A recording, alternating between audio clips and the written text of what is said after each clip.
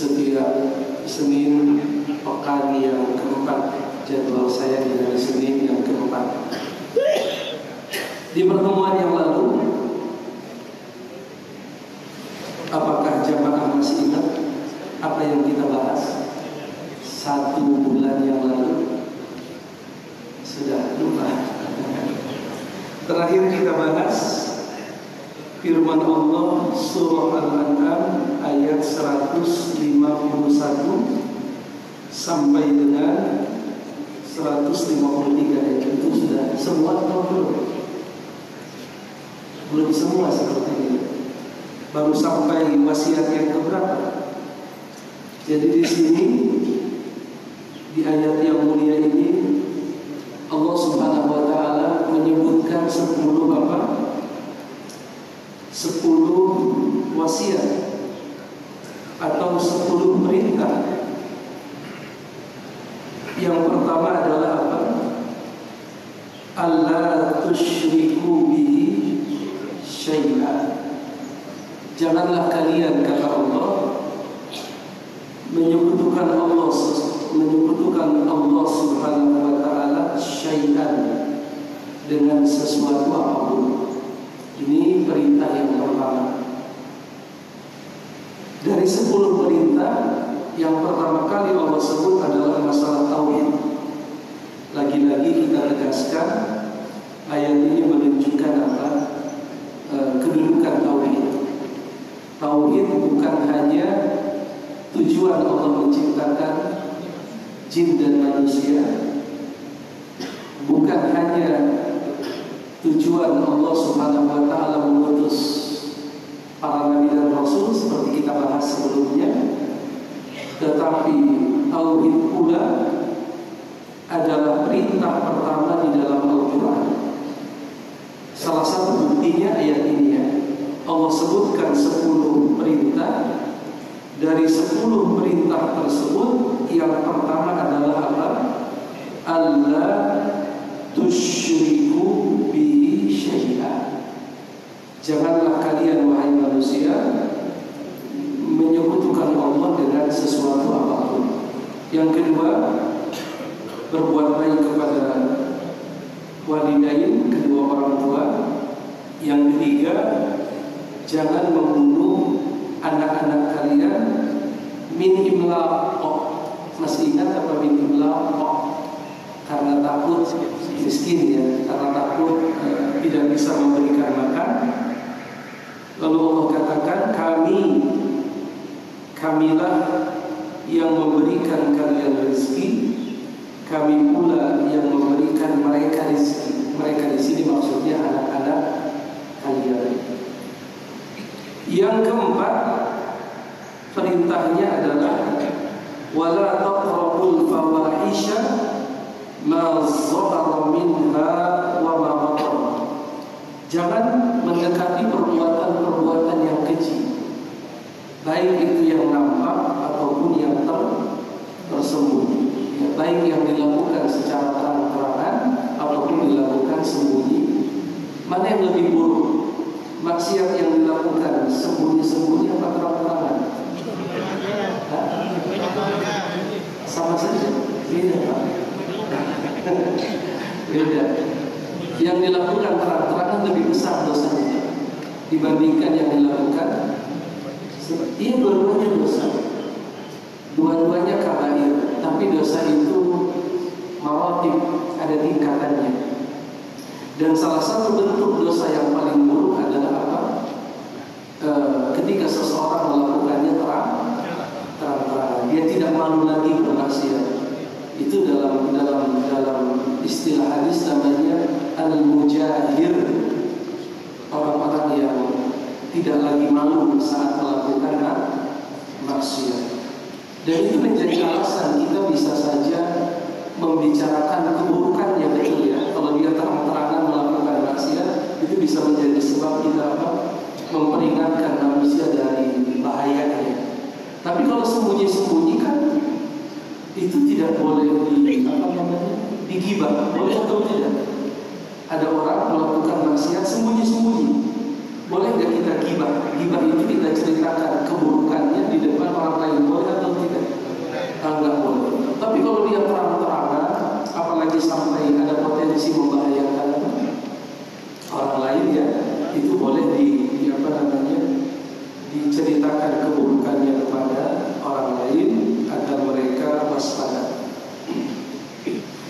Yang kelima adalah wala taqtulun nafsal lati harramallahu illa bil haqq. Janganlah kalian membunuh jiwa yang Allah haramkan kecuali dengan hak. Masih ingat para hadirin, jiwa yang diharamkan dibunuh itu ada berapa?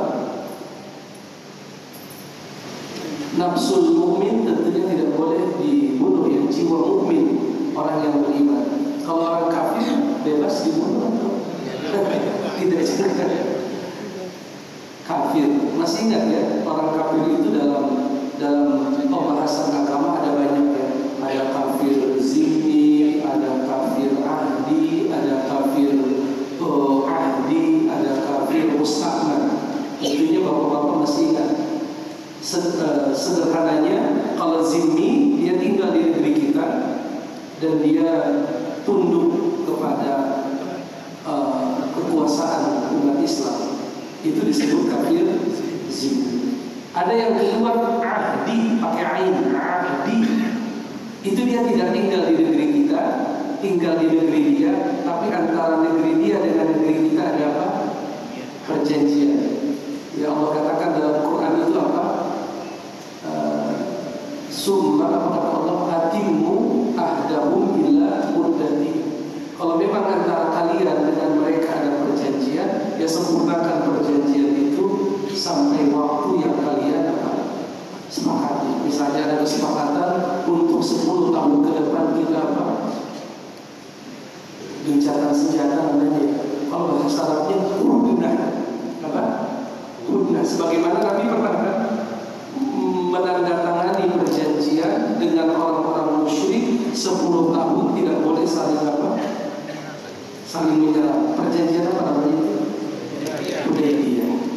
Nah, kalau ada yang seperti itu, maka kita tidak boleh apa? Melanggar perjanjian tersebut dengan melakukan serangan atau tindakan yang membahayakan negara tersebut, walaupun mungkin mayoritasnya berpenduduk apa? Kafir misalnya. Itu yang kedua ya. Yang ketiga adalah kafir, masih ingat apa? Musta'man. Dalilnya firman Allah di dalam surat At-Taubah ya, wa in ahadum minal musyrikin istajaraka apa? Fa'ajirhu hatta yasma'a kalam Allah. Apabila ada orang kafir, dia tidak tinggal di negeri kalian, tidak juga terikat perjanjian damai dengan kalian, tetapi dia minta izin masuk ke negeri kalian dengan meminta jaminan keamanan. Fa'ajirhu, maka berikan dia jaminan keamanan hatta yasma'a kalam Allah, sehingga mudah-mudahan dia nanti mendengar apa? Ayat-ayat Allah Subhanahu wa taala. Kalau sudah habis masa penjaminan, misalnya dapat visa kunjungan selama berapa? 30 hari misalnya, tsumma ablighu ma'mana. Antarkan orang kafir itu sampai ke tempat yang aman. Pastikan dia tidak diganggu. Itu namanya kafir apa itu? Kafir musta'man. Dia tidak tinggal di negeri kita, negeri dia tidak terikat perjanjian dengan kita. Misalnya orang negara yang tidak ada hubungan diplomatik dengan kita, Israel. Masuk ke negeri kita, dia mengajukan visa secara resmi. Lalu negara menerbitkan izin masuk, menerbitkan visa masuk. Ya, apakah boleh kita di jalan? Rambutnya apa? Rambutnya di kepang di bagian cambangnya ya, cambangnya ini. Jangan-jangan ini orang nanti kita tunggu tempat yang sepi. Itu tidak bisa. Kalau dia masuk dengan apa? Dengan jaminan keamanan resmi masuk, itu tidak bisa diganggu. Apalagi sampai dilakukan dibunuh misalnya, karena dia sudah mendapatkan jaminan apa? Keamanan. Satu-satunya jenis orang kafir yang boleh diperangi adalah kafir harbiyah, kafir harbi, ya, kafir yang memang dalam surat apa itu Al-Mumtahanah ya, ayat berapa, ayat ke-6 atau ayat berapa? La yanhakumullahu 'anil ladzina lam yuqatilukum fid dini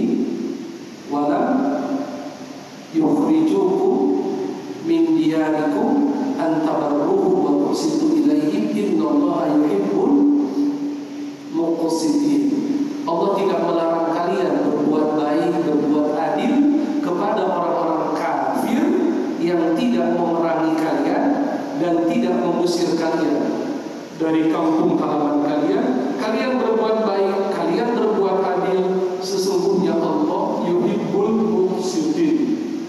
Allah mencintai orang-orang yang apa?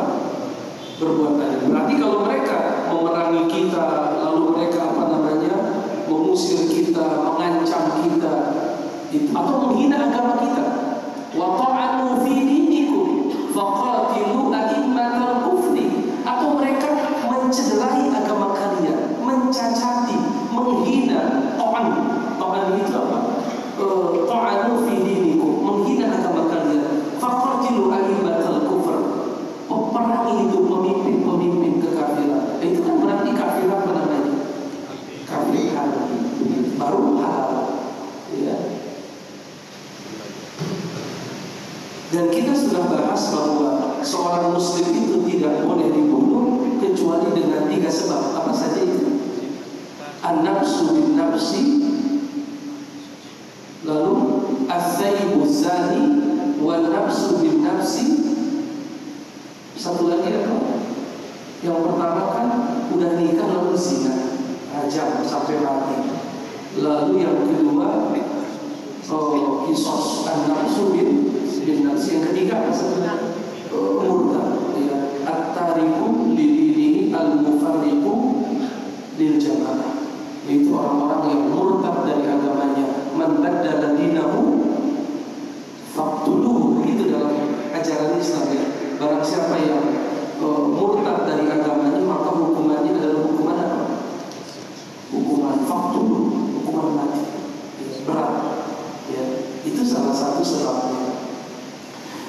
Lalu yang selanjutnya adalah di ayat 150 Allah katakan wala taqrabu malal yatimi illa billati hiya ahsan hatta yablugha ashuddah. Janganlah kalian mendekati harta anak yatim. Apa definisi yatim, Pak?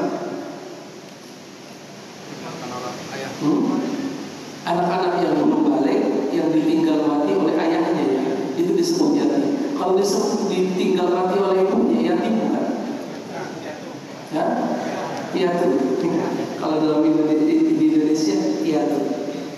Tapi dalam Quran tidak disebutkan kekhususan anak yang ditinggal mati oleh ibunya. Tapi kalau dia miskin bisa saja dibantu. Tapi sekedar dia ditinggal mati oleh ibunya itu tidak menjadi sebab dia mendapatkan semacam apa? Kedudukan yang dimuliakan oleh syariat, tidak. Tapi kalau yang meninggal itu ayahnya, maka dia mendapatkan semacam kedudukan tertentu. Nabi berkata, ana wa kafilul yatim kahataini fil jannah. Aku dan orang-orang yang kafil itu apa? Menanggung kehidupan anak yatim begini nanti di surga. Artinya saking apa itu? Saking dekatnya, ya. Ya fa'ammal yatima fala taqhar. Ya, fala ta'amal aqrab wa ma adraka mal aqrab. Faqu raqabah aw bi'amu fi yawmin dhi mas'iyatihi. Banyak ayat-ayat yang memerintahkan kita memuliakan anak yatim. Tapi dalam hukum Islam tidak dikenal piatu. Kalaupun dikenal piatu, itu bukan karena kepiatuannya, tetapi sifat lain. Bisa karena dia miskin, bisa karena dia misalnya apa? Fakir, bisa juga karena dia fisabilillah, dibantu karena itu, bukan karena dia apa? Statusnya ditinggal mati oleh ibu. Jelas tidak? Sama yatim juga kan sebenarnya kalau dikaitkan dengan zakat, tidak ada anak yatim dapat zakat, ada tidak? Dari 8 golongan yang dapat zakat ada nggak anak yatim? Ada. Berarti yatim nggak dapat zakat? Kalau miskin, kalau dia miskin, betul ya? Kan fukara, masakin, kan hamil, ada mu'allafat qulubuhum, ada perbudakan, ada terlilit hutang, ada fisabilillah, ada ibu sabil. Dari 8 golongan itu tidak ada yatim, betul tidak? Dia bukan mustahik zakat. Bisa nggak jadi mustahik zakat? Bisa, kalau dia statusnya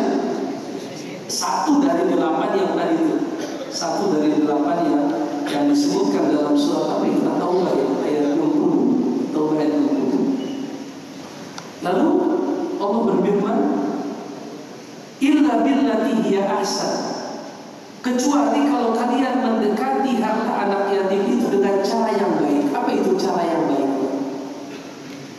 Bisa bapak bilang untuk memenuhi kebutuhan hidup dia. Ayahnya meninggalkan harta, kita kelola itu harta untuk kebutuhan siapa? Anak yatim. Harta anak yatim bagusnya dibiarkan begitu atau diinvestasikan? Mana yang paling bagus, dibiarkan di rekening dia atau dibiarkan hartanya disimpan di rumah atau diinvestasikan? Kata Nabi, gunakan untuk investasi, karena kalau dibiarkan habis oleh zakat, setiap tahun berkurang 2,5%, terus setiap tahun 2,5% selama masih di atas nisab. Tapi cari investasi yang aman. Beli tanah kan aman Pak ya, beli tanah asal surat-suratnya bagus kan, itu aman. Ada harta anak yatim misalnya, ini gimana supaya kelak ketika dia balagha asyuddah, dia sudah sampai di usia balik, usia dewasa, dia bisa menerima harta ayahnya atau harta ibunya. Dia sudah belikan apa? Tanah atau bangun apa? Ruko atau kontrakan dan lain sebagainya. Pasti investasi pun tidak sembarangan.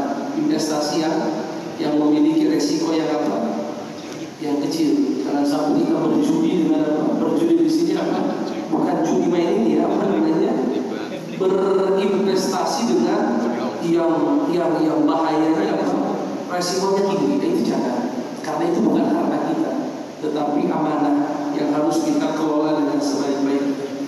Dan itu dilakukan hatta yablugha asyuddah, sampai dia memasuki apa? Masa balik. Walaupun nanti ketika sudah balik tidak juga otomatis dikasih harta yang banyak ya, dites dulu, kasih duit berapa misalnya 500 atau 1 juta. Kalau pagi dikasih, siang udah habis buat beli apa yang game online itu. Maka kita tunda dulu, karena belum balaghur rusyd, belum sampai rusyd. Kita tunda dulu sampai dia nanti sudah mulai pintar, paham mengelola keuangan. Karena kalau dalam kondisi itu kita kasih semata-mata sudah balik. Sekarang kalau perempuan kelas 4 SD sudah balik, kebayang tidak Pak? Kalau kita kasih dia aset yang dia belum paham cara mengelolanya, iya dia sudah balik betul, haid kan? Tapi apakah dia sudah sudah paham cara mengelola, memanage keuangan? Belum tentu. Maka boleh saja ditunda sampai dia benar-benar apa? Siap untuk mengelola harta tersebut. Lalu dikatakan di sini, wa awful kaila wal mizan bil qist. Sempurnakanlah takaran timbangan, ya takaran, baik itu yang berupa apa itu yang pakai wadah itu. Kalau dulu zaman dulu beli beras kita di warung pakai apa? Literan ya. Baik yang sifatnya literan, tidak boleh ada kecurangan di situ, atau yang sifatnya timbangan. Timbangan yang dulu pakai anak timbangan itu Pak. Itu dua-duanya nggak boleh apa? Nggak boleh kita kurangi. Bahkan di Al-Quran itu diancam wailul lil mutaffifin alladzina idza qalu 'alan nasi yastawfun. Kalau dia belanja, dia pengennya timbangannya apa? Orang bilang apa? Alat apa? Ya. Tapi giliran dia nimbang buat orang lain, fa idza kaluhum aw wazanuhum yukhsirun. Dia malah membuat orang lain rugi. Ala yazunnu ulaika annahum mab'usun. Orang yang suka mengurangi timbangan kayaknya nggak terlalu yakin bahwa dia kelak akan dibangkitkan pada hari kiamat. Padahal itu liyaumin azim, itu satu hari yang besar. Yauma yaqumun nasu lirabbil alamin. Pada hari itu manusia berdiri menghadap kepada Allah. Lalu dikatakan wa idza qultum fa'dilu. Dan jika kalian berkata, berkatalah dengan adil Pak. Dan ini yang hari ini penting sekali untuk kita sampaikan ke masyarakat. Berusaha untuk adil, bahkan kepada diri sekarang orang kalau sudah tidak suka kepada orang lain, semua tindakannya dijadikan apa? Salah. Kan begitu sekarang. Apalagi kalau kita lihat dunia apa namanya? Politik begitu ya. Kalau dia sudah tidak suka, pokoknya kritis. Misalnya bikin apa? Bikin seramang air, dibilang itu kayak kolam lele. Tapi ketika yang bikin golongan dia bagus, itu nggak adil, nggak adil. Allah bilang di sini, wa idza qultum fa'dilu. Kalau kalian berkata, berusaha adil. Di antara bentuk adil itu tidak tergesa-gesa dalam apa? Memutuskan, menghukumi, tidak tergesa-gesa. Jelas ya? Di antara bentuk keadilan adalah tidak tergesa-gesa di dalam menghukumi seseorang. Ketika kita dapat informasi jelek tentang si A, jangan ditelan mentah-mentah. Fatabayyanu in ja'akum fasiqun binaba'in. Di Quran itu surat Al-Hujurat. In ja'akum, apabila datang kepada kalian fasikun, orang yang fasik, binaba'in, dengan membawa berita, fatabayyanu, klarifikasi dulu, an tusiba qauman bijahalatin fatusbihu ala ma fa'altu. Nanti kalau kalian tergesa-gesa menukil berita, lalu kalian sudah memvonis dia salah, nanti kalian malah berbalik, malah menyesal karena kalian tergesa-gesa. I'dilu huwa aqrabu littaqwa. Kalau kalian adil itu lebih dekat kepada ketakwaan. Wala yajrimannakum syana'anu qaumin ala alla ta'dilu. Jangan sampai kebencian kalian kepada satu kaum menjadikan kalian tidak bersikap apa? Adil. Jadi di antara bentuk adil itu Pak, klarifikasi. Setelah klarifikasi ternyata benar dia melakukan itu, tanya sebabnya kenapa dia melakukan. Kamu memang benar berpendapat bahwa ini hukumnya begini. Iya benar. Jangan juga kita langsung ini sesat. Tunggu dulu. Benar kamu berpendapat begitu? Iya. Mohon maaf, ada hujahnya tidak? Jangan-jangan hujah dia lebih kuat dari hujah kita. Jangan-jangan apa?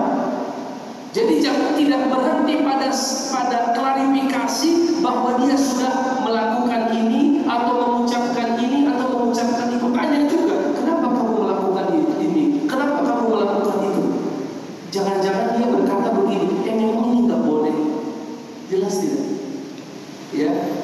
Kalaupun ternyata benar dia melakukan itu dan dia sudah menyebutkan alasannya dan ternyata alasannya tidak bisa dibenarkan, masih ada tahapan yang ketiga. Apa itu Pak? Timbang ini orang lebih dominan kebaikannya atau lebih dominan apa? Jeleknya. Lihat track record dia. Kalau ternyata track record dia selama ini bagus, oh ya namanya manusia, siapa sih yang selamat dari apa? Itu pernah terjadi di zaman Nabi. Itu pernah terjadi di zaman Nabi. Ketika Nabi mempersiapkan dirinya dan juga para sahabatnya untuk membebaskan kota Mekah, hampir saja berita pergerakan Nabi itu bocor terdengar oleh orang-orang musyrik. Pernah dengar tidak?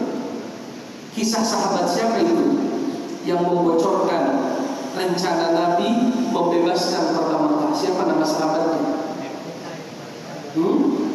Hatib ibni Abi Balta'ah. Hatib ibni Abi Balta'ah. Siapa itu Hatib ibni Abi Balta'ah? Sahabat Nabi.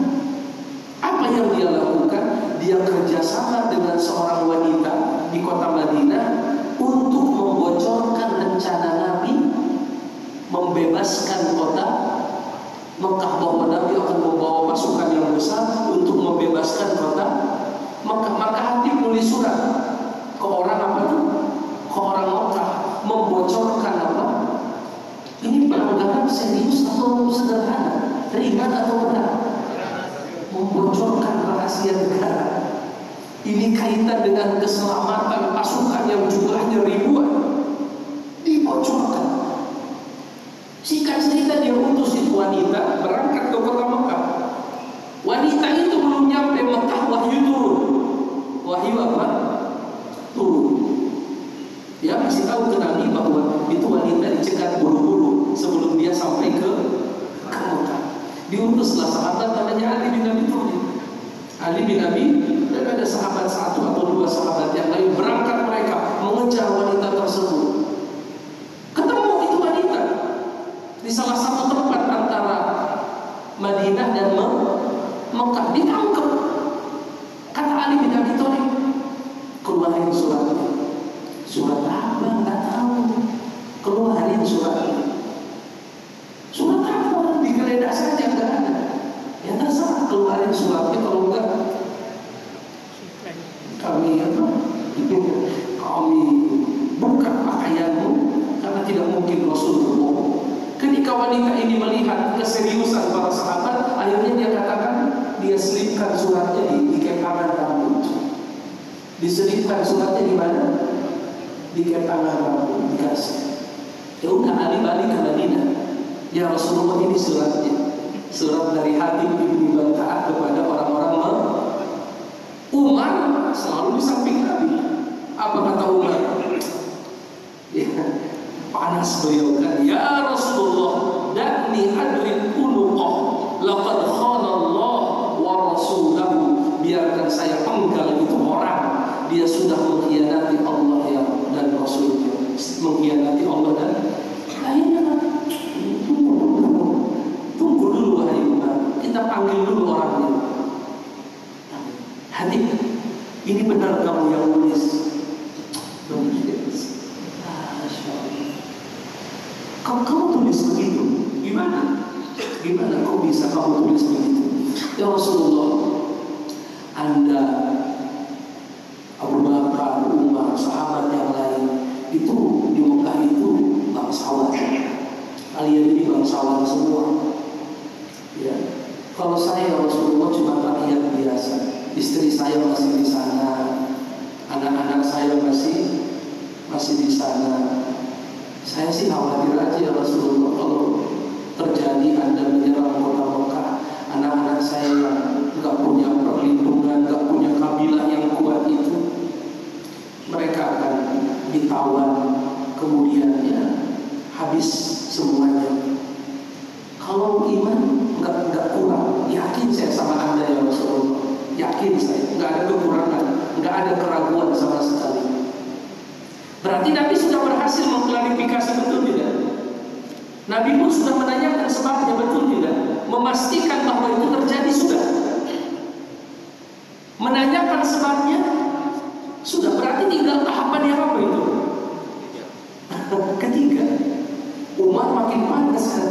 Ini udah jelas-jelas, dia udah ngaku, udah disebutkan sebabnya. Akhirnya Rasul berkata, ya Umar, udah tunggu dulu sebentar. Kamu gak tahu ini siapa ini? Dia itu Ahlul Badar. Dia itu Ahlul Badar. Tahu kan Ahlul Badar itu apa? Veteran perang Badar. 315 orang lawan 1000. Ini dia salah satunya Umar. Jangan main-main. Ini bukan orang sembarangan, ini veteran perang. Nah, kamu gak bisa sembarangan begitu. Kamu tahu gak wahai Umar, Allah itu sudah lihat hati orang-orang yang ikut perang Badar, dan Allah dapatkan hati mereka semua bersih, sehingga Allah berfirman kepada mereka, if'alu ma syi'tum qad ghafartu lakum. Terserah kalian mau melakukan apa saja, aku sudah ampuni dosa-dosa kalian. Kata siapa? Kata Rasul kepada Umar, mengomentari perbuatan siapa? Hatib ibni. Begitu dulu kita diajarkan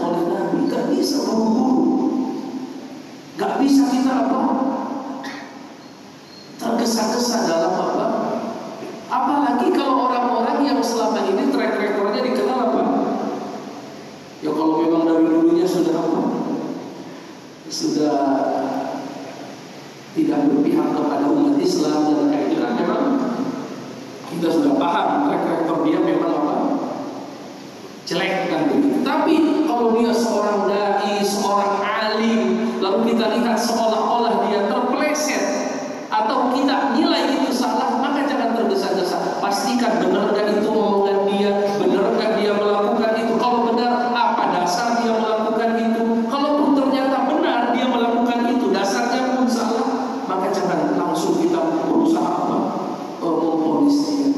Jangan-jangan dia mengakui kesalahannya, atau jangan-jangan dia memang orang yang banyak. Itu bukan hanya hukum dunia, hukum di akhirat juga begitu. Saqulat mawazinuhu fahuwa fi isyatin radiyah, wa amma man khaffat mawazinuhu fahummuhu hawiyah wa ma adraka ma hiya narun. Itu bukan manhaj yang dibuat-buat, itu manhaj keadilan. Begitulah Allah mengajarkan kita. Apa? Wa idza qultum fa'dilu. Kalau kalian berkata itu harus adil. Ya. Oleh karenanya terkait dengan ayat ini, Syekh Nasir Al-Julaimi dalam kitab beliau Waqafat Tarbawiyah, saya punya di rumah kitabnya Waqafat Tarbawiyah, ketika beliau menjelaskan ayat yang tadi kita baca, apa bunyinya? Wa idza qultum fa'dilu, kalau kalian berkata maka berkatalah dengan adil. Beliau bawakan kisah yang tadi kita ceritakan. Kisah siapa itu? Hatib ibni Balta'ah, ya, bahwa hendaknya kita berhati-hati, tidak mudah menyebarkan berita. Nabi berkata apa?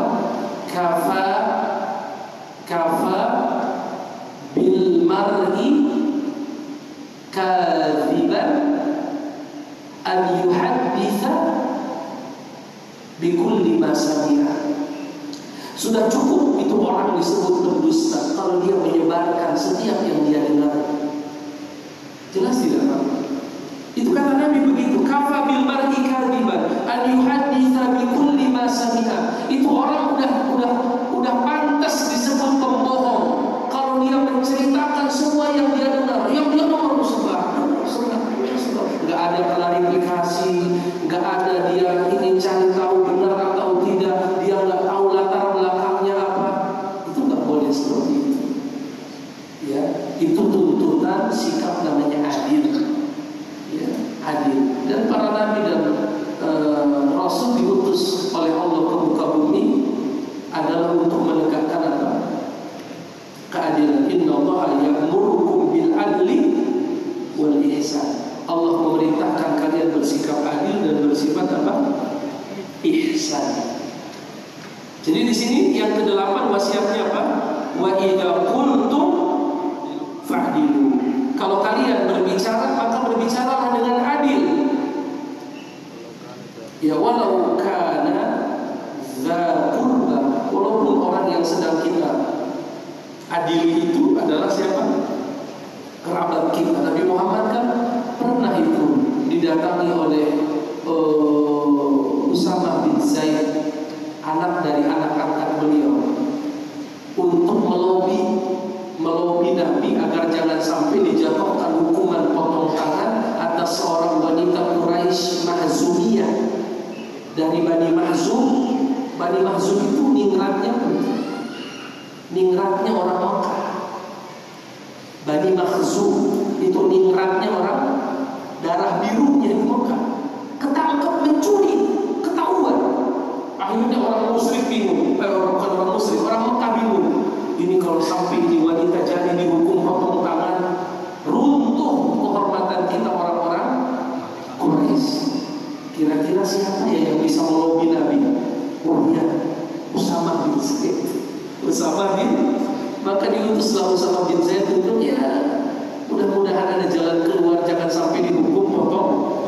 Akhirnya Nabi berkata, sesungguhnya kebinasaan umat-umat sebelum kalian kalau ada di antara mereka dari kalangan orang kaya, pejabat yang melakukan maksiat, dibiarkan. Tapi kalau yang melakukan maksiat orang miskin, rakyat biasa, maka ditegakkanlah hukuman. Walladzi nafsu Muhammadin biyadi, demi yang jiwa Muhammad berada di tangannya. Seandainya Fatimah binti Muhammad sarqat, seandainya Fatimah putrinya Nabi Muhammad mencuri, aku potong tangannya. Dan dunia ini tidak tegak kecuali dengan apa? Dengan keadilan. Ya. Keadilan itu penting. Oleh karenanya walaupun kita beriman, kita berislam, tapi kalau nggak adil, Allah akan hinakan. Akan Allah hinakan. Walaupun kita berislam, kita ngaku muslim, kita mungkin terlihat rajin ibadah, tapi kalau kita nggak adil, Allah hinakan. Allah hinakan. Istilah lainnya, orang yang terzolimi itu hatta, orang bilang, para ulama bilang, sampai kalau dia kafir sekalipun, seandainya dia berdoa, doanya apa? Mustajab, makbul. Walaupun dia orang yang terzolimi itu apa? Kafir sekalipun. Dan mungkin yang terzolimi apa? Muslim. Itu kata Nabi, makbul doanya. Saking besarnya keadilan ini. Dan orang-orang yang kafir, kalau mereka adil, negeri mereka mungkin akan jauh lebih maju daripada negeri-negeri Islam yang tidak menegakkan keadilan. Jelas tidak? Jadi negeri-negeri walaupun mungkin pemimpinnya di negeri itu, di negeri yang mayoritas bukan muslim itu, tetapi mereka menegakkan keadilan di dalam pemerintahannya misalnya, maka diangkat kedudukannya di dunia ya. Di akhirat, malahum fil akhirati min nasib. Kalau di akhirat gak punya bagi, tapi kalau di dunia akan ditinggikan kedudukannya. Padahal yang sifatnya dunia, mungkin ekonomi, mungkin teknologi itu maju bisa. Tapi negara yang mayoritasnya umat Islam, kalau kita orang-orang yang ada di dalam negara itu tidak mau menegakkan keadilan, jangan kita harap dengan keislaman kita semata-mata tanpa ada keadilan bisa bisa bangkit enggak, bisa maju enggak. Harus ada yang namanya keadilan. Keadilan yang tertinggi apa Pak? Tauhid. Kezaliman terbesar syirik, kan begitu. Keadilan yang paling tinggi puncaknya itu namanya apa? Tauhid. Dan kezaliman yang paling zalim adalah apa? Anta'budallah wa huwa khalaqak. Saat anta'budu ghairallah wa huwa khalaqaka. Saat engkau menyembah selain Allah padahal Dia yang telah menciptakanmu, memberikan kamu rezeki, nikmat dan lain sebagainya. Kemudian di sini Allah Subhanahu wa taala berfirman, "Wa bi ahdillahi awfu." Dan tunaikanlah janji kalian kepada Allah. Apa janji kita kepada Allah? Apa janji kita kepada Allah? Sehari 17 kali kita berjanji, iyyaka na'budu wa iyyaka nasta'in. Hanya kepadamu lah kami beribadah dan hanya kepadamu lah kami minta tolong. Oleh karenanya dalam hadis kan Nabi berkata, al-ahdul ladzi bainana wa bainahum as-shalah. Perjanjian kami dengan mereka adalah salat. Faman tarakaha faqad kafar. Siapa yang meninggalkannya dia kufur. Oleh karenanya laksanakan janji-janji kita kepada Allah. Kita katakan sami'na wa ata'na, janji bukan janji, laksanakan janji-janji itu. Terakhir wasiat Allah, wa anna hadza sirati, di ayat 153, wa anna hadza sirati mustaqiman. Inilah jalanku yang lurus, fattabi'uhu, maka ikutilah jalanku yang lurus. Apa itu jalan yang lurus? Masih ingat? Jalan yang lurus itu adalah siratal ladzina an'amta alaihim, jalan orang-orang yang pernah Allah berikan nikmat. Siapa mereka? Orang yang pernah diberikan nikmat. Minan nabiyyin was-siddiqin wasyuhada'i was-shalihin. Itu ya, orang yang dapat nikmat itu 4. Jalannya para nabi, jalannya para siddiqin, jalannya para syuhada, dan orang-orang yang saleh. Wa hasuna ulaika rafiqa. Mereka adalah sebaik-baik kawan. Wala tattabi'us subula fatafarraqu bikum an sabili. Dan jangan kalian mengikuti jalan-jalan lain karena kalian akan terpecah belah dari jalan Allah. Dzalikum wasaqum bihi, itulah wasiat Allah atas kalian, la'allakum tattaqun, agar kalian bertakwa. Allah berpisah, ini yang bisa kita bacakan di kesempatan yang berbahagia ini. Insya Allah kita lanjutkan sebentar nanti setelah Isya ya, sampai jam 8. Wa sallallahu ala nabiyina Muhammadin wa ala alihi wa sahbihi wa sallam. Alhamdulillahirabbil alamin. Assalamualaikum warahmatullahi wabarakatuh. Alhamdulillahirabbil alamin wassalatu wassalamu ala asyrafil anbiya'i wal mursalin wa ala alihi wa sahbihi ajma'in. Asyhadu an la ilaha illallah wa asyhadu anna Muhammadan abduhu wa rasuluhu la nabiyya ba'dahu wa ba'd. Para hadirin jamaah Masjid Asy-Syuhada yang mudah-mudahan diberkahi oleh Allah Subhanahu wa taala. Di kesempatan yang kedua ini saya persilahkan barangkali ada para hadirin yang ingin menyampaikan pertanyaan terkait materi kita tadi di sebelum sholat isya. Silakan.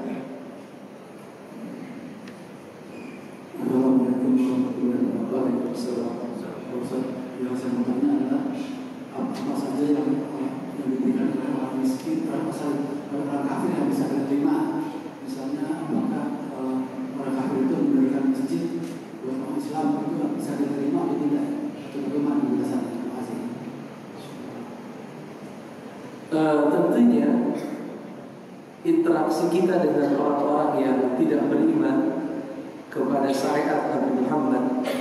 Jadi orang kafir itu paling sederhana definisinya orang yang tidak beriman kepada syariat Nabi Muhammad.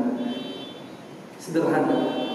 Walaupun mungkin dia mengaku beriman kepada Nabi Musa atau Nabi Isa dan lain sebagainya, tapi kalau dia tidak beriman kepada Nabi Muhammad, ya tidak mengikuti syariat Nabi Muhammad, maka dalam bahasa Al-Quran dia disebut dengan orang kafir. Kaidah dalam berinteraksi dengan orang-orang kafir itu tadi sudah kita bacakan di surat apa tadi, Al-Mumtahanah ya. Allah berfirman, kami tidak melarang kalian berbuat baik, berbuat adil terhadap orang-orang kafir yang tidak memerangi dan tidak mengeluarkan kalian dari kampung halaman kalian. Allah itu suka sikap yang adil ya. Lalu apa saja yang boleh kita terima dan apa yang tidak boleh kita terima dari orang-orang kafir? Kita boleh melakukan transaksi yang bersifat ekonomi, baik itu jual beli, pinjam meminjam, lalu menerima pemberian yang sifatnya halal. Kalau transaksi tentunya disyaratkan di dalamnya tidak boleh ada akad yang batil. Akad yang batil nanti banyak jenisnya ya. Ada kaitan dengan riba, ada kaitan dengan goror itu tidak jelasan, ada kaitan dengan kezaliman, itu tidak boleh diterima.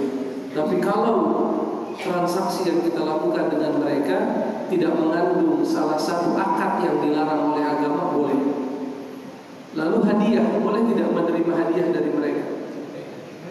Boleh ya, selama tentunya zatnya adalah zat yang halal.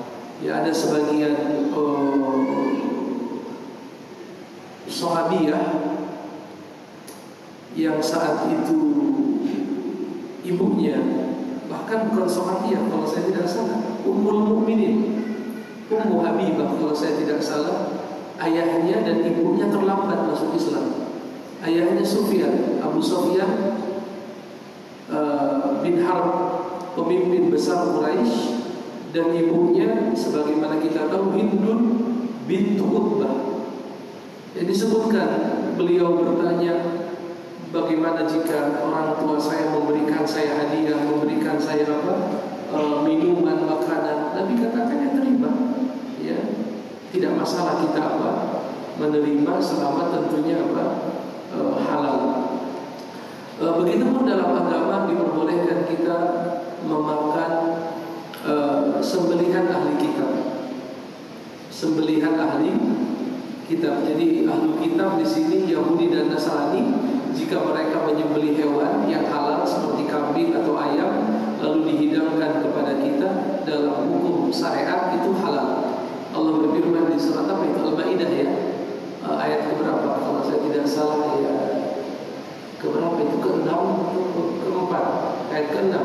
Allah katakan al-yawma uhilla lakum at-thayyibat wa ta'amul ladzina utul kitaba hillul lakum. Atau ayat ke-8, pada hari ini dihalalkan untuk kalian yang baik-baik dan sembelihan ahli kitab itu halal untuk kalian. Artinya mereka nyembelih sesuatu halal. Tapi kalau sembelihan orang-orang musyrik, ada ahli kitab, ada orang musyrik, itu hukumnya dibedakan. Kalau sembelihan orang-orang musyrik haram, menyembah berhala itu haram. Tapi kalau ahli kitab Yahudi dan Nasrani itu halal, ya, boleh dimakan. Dan Nabi dalam kesehariannya mempraktekkan hal itu. Di kisah yang terkenal, Nabi memakan kambing hadiah seorang wanita Yahudi yang ternyata kambing itu sudah diletakkan di dalamnya racun. Kemudian ketika beliau sakit keras, Nabi berkata, ini efek racun wanita Yahudi itu masih aku rasakan sampai sekarang. Bahkan sahabat yang ikut makan itu ada yang wafat setelah memakan. Tapi yang ingin kita garis bawahi adalah Nabi memakannya, Nabi menerimanya. Jelas tidak apa-apa. Ada pembahasan yang sering menjadi bahan perdebatan adalah hadiah dari orang kafir kepada orang Islam kalau terkait dengan hari raya. Itu yang sering jadi pembahasan. Mereka mengadakan acara hari raya di dalam agama mereka. Orang Nasrani ada atau Yahudi ada hari raya mereka lah. Itu boleh atau tidak? Itu kalau kita lihat pendapat para ulama macam banyak. Tetapi dari sekian banyak pendapat, ini pendapat Syekhul Islam, dan ini juga pendapat yang kuat diriwayatkan dari Ali bin Abi Thalib, diriwayatkan dari Aisyah, bahwa mereka pernah ditanya apa hukumnya kami memakan makanan yang diberikan di hari raya orang-orang kafir. Maka saat itu Ali bin Abi Thalib, Aisyah dan lainnya berkata, kalau itu berupa makanan dan buah-buahan, makanlah. Tapi kalau berupa sembelihan, jangan. Kalau berupa sembelihan, jangan ya. Karena kalau sembelihan kaitan dengan hari raya dan lain sebagainya, yang mungkin ada kondisi khusus, Tapi kalau itu berupa buah-buahan, berupa kue, selama kita yakin besar persangkaan kita itu halal, kata Ali bin Abi Thalib, tidak ada masalah diapakan, dimakan. Jelas tidak, Bapak?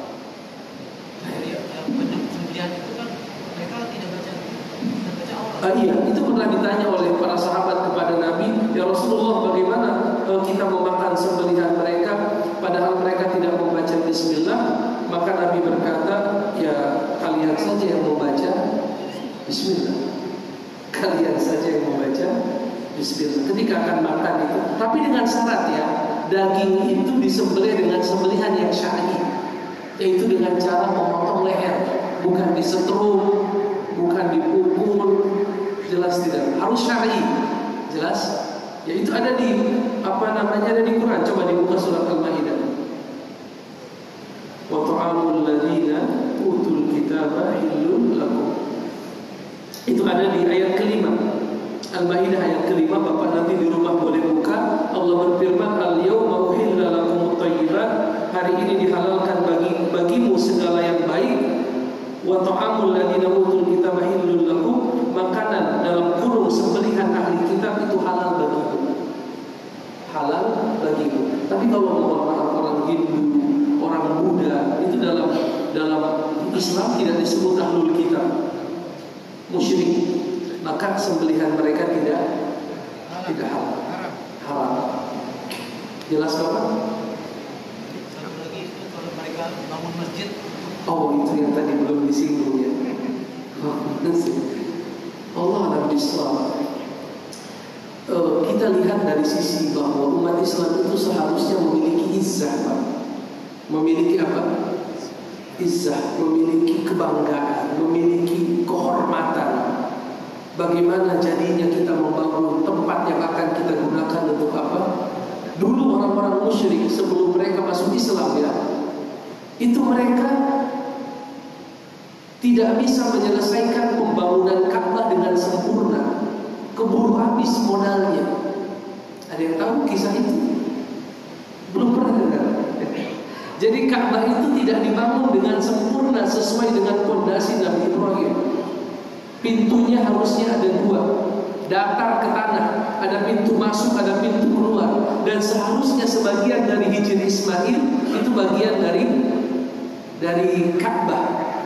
Tetapi saat itu orang musyrik, ini musyrik, bayangkan, ini musyrik, mereka komitmen untuk membangun Ka'bah rumah Allah dengan harta yang benar-benar halal. Tidak boleh ada syubhat, tidak boleh ada yang haram, ada riba, tidak boleh.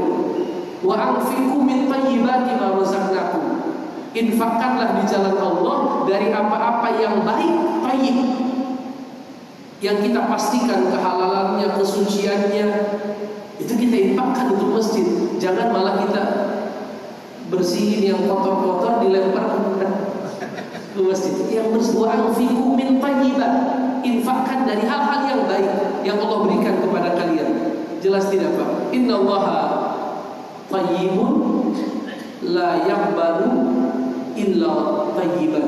Allah itu maha baik, tidak menerima kecuali sesuatu yang, oleh karena yang lebih utama ya janganlah untuk yang lain saja, untuk orang miskin yang mungkin masih bisa kita kita terima kan, hukum asalnya mubah, pemberian itu mubah. Tapi kalau udah kaitannya dengan rumah Allah, dia adalah kemuliaan kita, dia adalah kehormatan kita sebagai umat Islam, kan begitu. Dia adalah tempat di mana Allah akan diibadahi. Bagaimana kita menerima dari sumber-sumber orang-orang yang tidak beriman, tidak beribadah. Maka untuk menjaga izzah kita, kehormatan kita, kita katakan mohon maaf, ini kami tidak menerima. Itu saya rasa lebih utama. Jangan sampai orang-orang musyrik lebih paham, yang di Mekah itu lebih paham dulu, dan mereka belum beriman saat itu. Jangan sampai mereka lebih paham daripada kita yang hari ini sudah diberikan hidayah Islam. Allah a'lam bishawab. Assalamualaikum warahmatullahi wabarakatuh. Ada sebuah rumah tangga memiliki anak, yang pertama anak angkat sejak lahir, kemudian yang satu lagi anak yang menjadi kafir dimasuk Nasrani. Karena kedua orang tuanya meninggal, siapa yang berhak menahan warisnya? Yang mendapatkan ahli waris, yang menjadi ahli waris selain dari keduanya, si anak angkat dari sisi waris tidak dapat, karena waris itu sebabnya dua, bahkan bisa tiga. Satu sebab waris itu namanya nasab. Yang kedua musaharah. Apa itu musaharah? Besanan, pernikahan, dalam hal ini istri. Dia dapat waris dengan sebab bukan nasab, tapi pernikahan. Yang ketiga ada namanya wala. Wala itu dalam Islam sekarang hampir tidak ada yang namanya, mungkin tidak ada, bukan hampir tidak ada. Apa itu wala? Hak yang didapatkan oleh seseorang yang telah membebaskan budak. Nanti si yang membebaskan budak itu punya hak namanya wala. Salah satu bentuk wala itu adalah bisa saja nanti si tuan yang pernah membebaskan budak itu mendapatkan bagian dari warisan orang yang pernah dia itu ada pembahasannya dalam ilmu faqih, jelas Pak. Adapun anak angkat, dia tidak dapat warisan. Kalaupun dapat, dia hanya dapat wasiat. Wasiat tentunya dari pemilik harta. Jelas tidak? Wasiat dari pemilik harta. Kalau sebelum meninggal tidak ada wasiat lalu meninggal, maka si anak itu ya secara hukum Islam tidak mendapatkan apapun. Karena dia tidak ada hubungan nasab, ya, dan lainnya, dia hanya diurus sejak kecil dibesarkan, maka secara hak hukum dia tidak punya apa-apa. Kecuali kalau sebelum meninggal orang tua angkatnya mewasiatkan apa? Oh, ini buat kamu ya. Itu boleh, tapi nggak boleh dari sepertiga, nggak boleh lebih dari sepertiga. Ya, Nabi berkata wasulusu fasulusu wasulusu kafir. Silahkan wasiat harta sepertiga kepada yang bukan ahli waris, tapi sepertiga itu kata Nabi kebanyakan. Jelas tidak? Adapun yang kedua, yang anak kandung tapi murtad, ada hak nasab di situ. Tetapi walaupun dia nasabnya nyambung, tetapi mahjub, terhalang dikarenakan murtad. Salah satu penyebab seseorang terhalang dari mendapatkan warisan ada dua. Satu, membunuh dia membunuh ayahnya, maka putuslah lah warisannya, tidak dapat warisan. Yang kedua, ikhtilafuddin, perbedaan agama. Orang muslim tidak mewariskan untuk orang kafir. Lalu siapa ahli warisnya? Ya lihat ke atas. Ke atas itu ayahnya atau kakeknya, ibunya, atau ke atas, ke samping saudara kandung, baik laki-laki perempuan. Gak ada yang kandung, saudara saya. Gak ada saya, ada seibu. Itu ada ketentuannya dalam hukum faraid, hukum tidak ada ke samping. Ya udah, paman ada nggak paman? Tidak ada paman. Sepupu, anak paman. Itu pembahasannya dari mana itu? Ada di ilmu faraid, ada di ilmu waris. Jelas Bapak? Jadi ada jenjang-jenjangnya. Kalau nggak ada ini, kesini larinya ini ada. Bisa didapatkan nanti jawabannya. Jelas? Baik, ada lagi Bapak.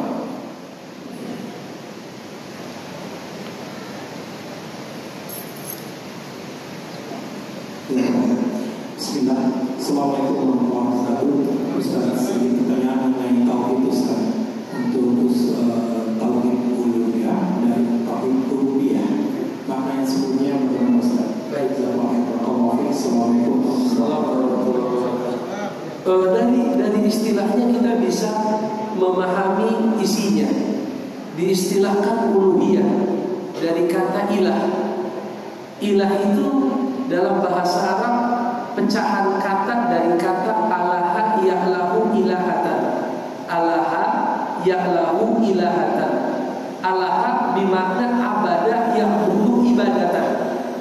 Kalau saya mengatakan alaha dalam bahasa Arab itu semakna dengan abadah dalam bahasa Arab. Apa artinya alaha? Alaha itu beribadah. Ilah yang diibadahi. Maka kalau kita katakan tauhidul ilahiyah atau uluhiyah, maka itu tauhid yang berbicara tentang keharusan memurnikan ibadah hanya untuk Allah. Salat hanya untuk Allah, zakat Allah, puasa Allah, penyembelih kepada hanya karena Allah, doa itu kan inti ibadah hanya kepada Allah. Jelas Pak ya? Adapun tauhid rububiyah dari katanya jelas Rabb. Rabb itu artinya mengurus. Rabbul alamin, Allah yang mengurus alam semesta. Mengurus itu mencakup dia yang mencipta, dia yang menguasai, dia yang mengatur. Mencipta, menguasai dan mengatur. Kalau kita perhatikan, rububiyah itu kaitan dengan perbuatan Allah. Kalau uluhiyah kaitan dengan hak-hak Allah. Oleh karenanya sebagian ulama mengistilahkan rububiyah itu adalah tauhidullah fi af'alihi.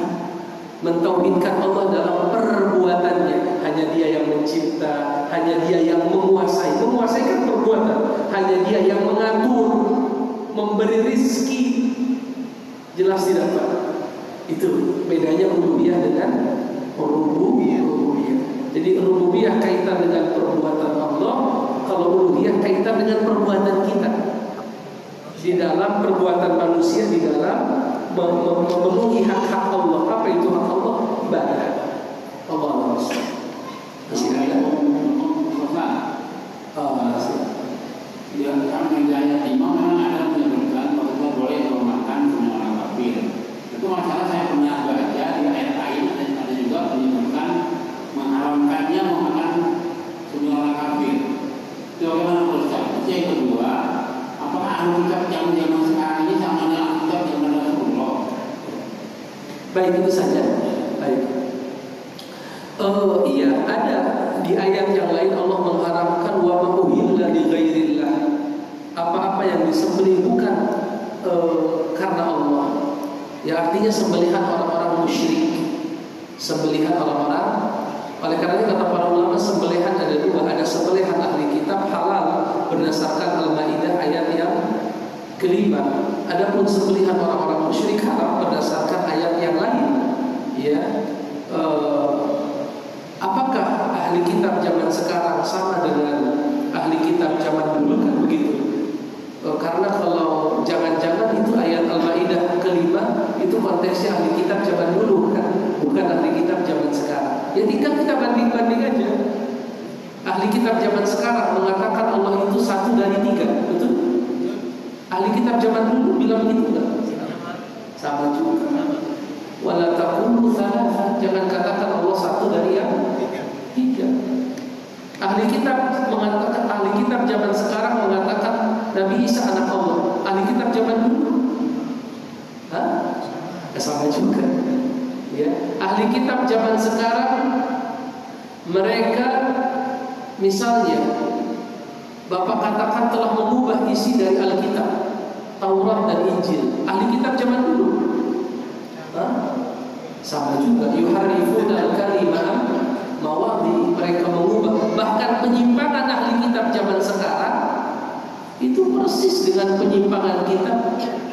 Walaupun nanti ulama beda pendapat. Kalau Imam Syafi'i mengatakan ini ahli kitab zaman dulu. Oleh karenanya di Indonesia kalau kita bawa ke kantor urusan agama, pernikahan dengan ahli kitab tidak dilegalkan.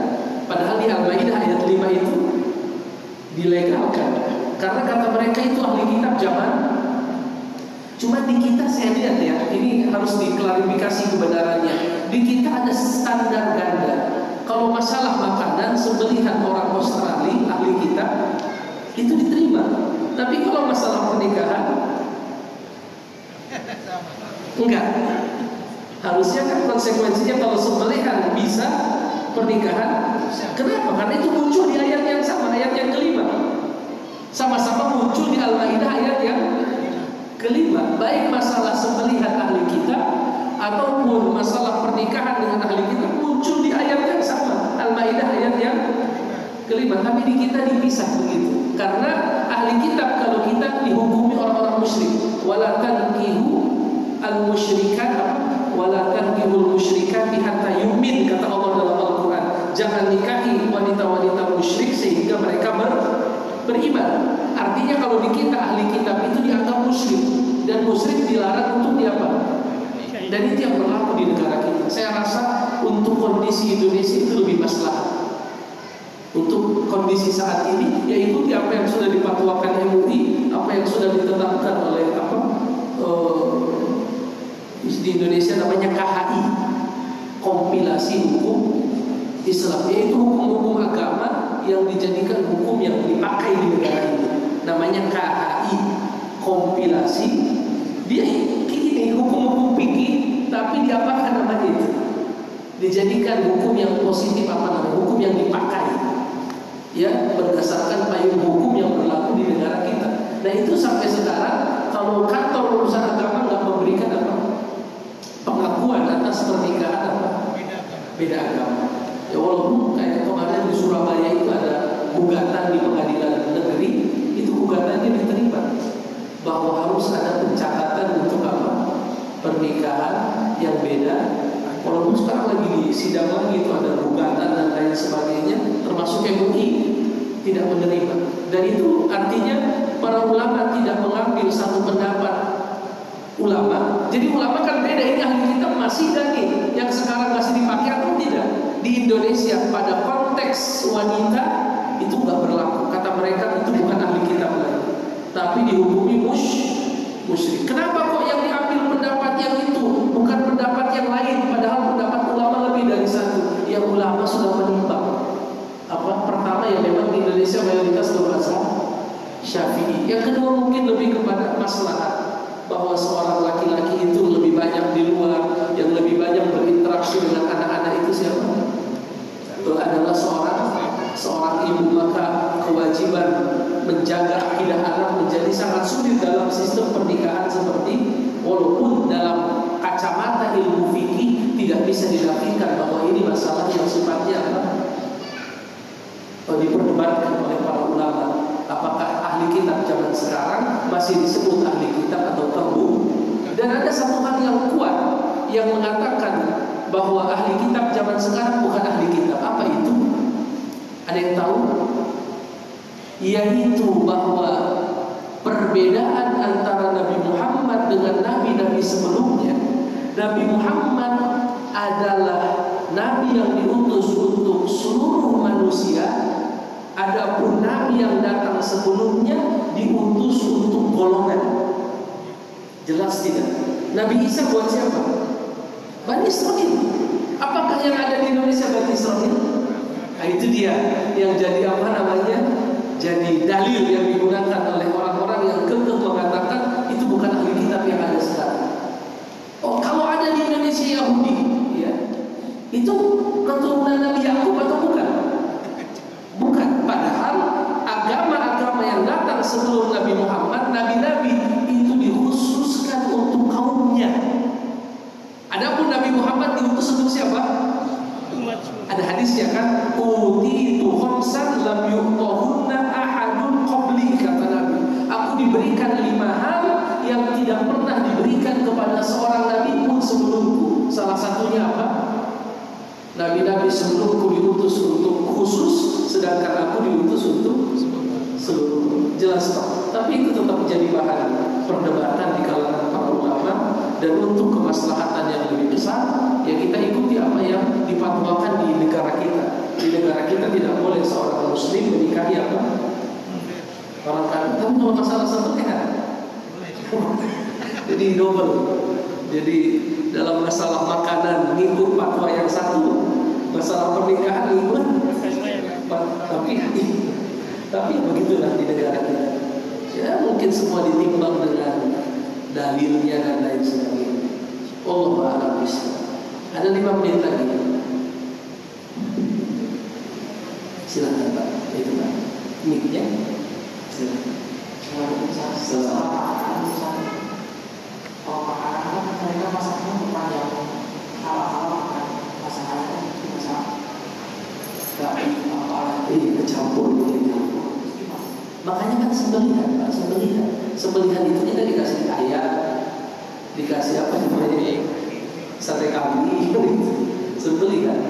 Tapi kalau udah dibuat gulai dan kita khawatir ada apa, komernya atau mancinya bekas masakan udah ini masak babi, ya lebih baik cari yang gitu kan, lebih baik cari yang. Tapi kalau sifatnya kambing diguling kan, memang benar-benar kambing itu dimakan begitu kan, atau ayam digoreng kan, ya mungkin ya masih.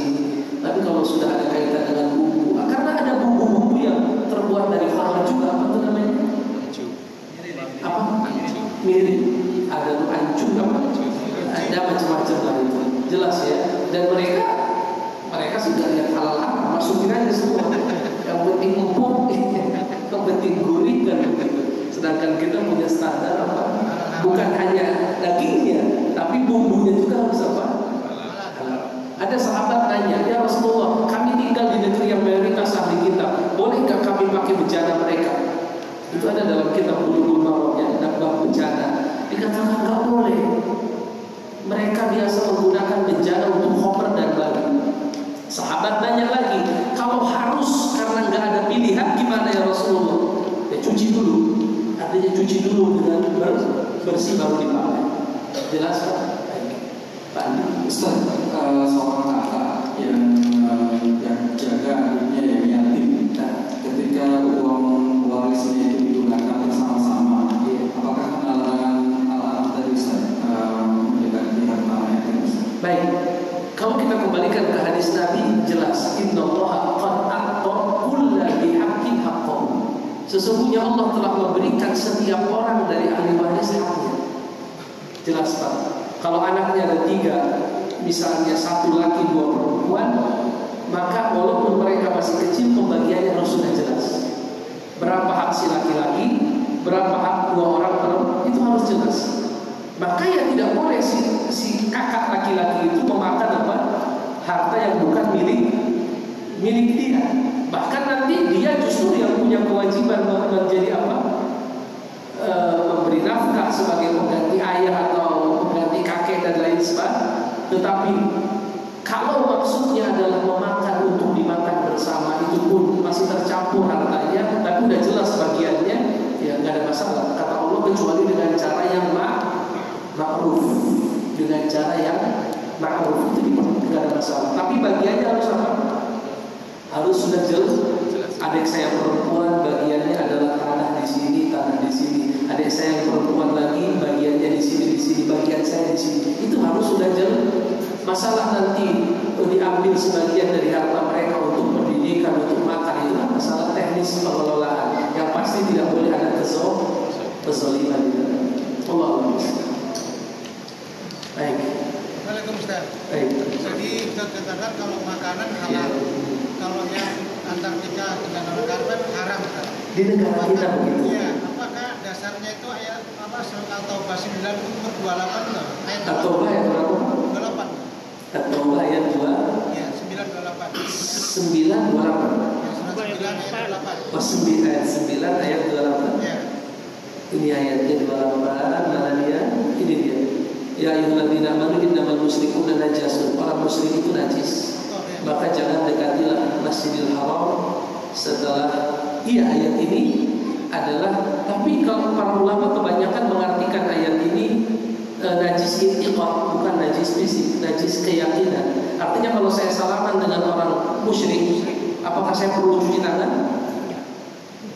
Enggak perlu cuci tangan. Jelas tidak?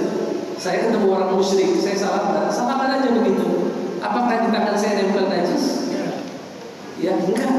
Berarti najisnya apa? Najis i'tiqad. Ya. Adapun yang menunjukkan larangan menikahi wanita-wanita musyrik itu firman Allah Subhanahu wa taala. Sebentar, saya tidak hafal ayatnya. Tidak hafal posisinya.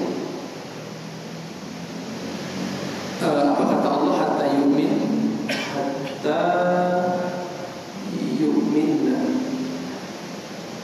Ini dia Al-Baqarah ayat 221. Saya bacakan artinya saja ya. Al-Baqarah 221. Dan janganlah kamu nikahi perempuan musyrik sebelum mereka beriman. Ini jelas. Jangan nikahi orang-orang apa? Musyrik sebelum mereka beriman. Sungguh hamba saya perempuan yang beriman, budak perempuan yang beriman lebih baik daripada perempuan musyrik meskipun dia menarik hatimu. Itu, dan panjang ayatnya itu di Al-Baqarah 221. Artinya bukan yang tadi dalilnya. Kalau yang tadi dalilnya larangan orang musyrik masuk ke Masjidil Haram. Wala taqrabu, janganlah mereka mendekati Masjidil Haram ba'da amihim hadza. Setelah tahun ini orang musyrik nggak boleh lagi menginjak tanah haram, nggak boleh, harus orang yang itu konteksnya itu jelas ya, bukan kaitan dengan pernikahan. Kalau pernikahan muncul di ayat yang lain. Al-Baqarah 221. Sepertinya cukup, insyaallah kita ketemu di kesempatan yang lain. Subhanallah wa bihamdihi asyhadu an la ilaha illa anta astaghfiruka wa atubu ilaik. Assalamualaikum warahmatullahi wabarakatuh. Waalaikumsalam warahmatullahi wabarakatuh.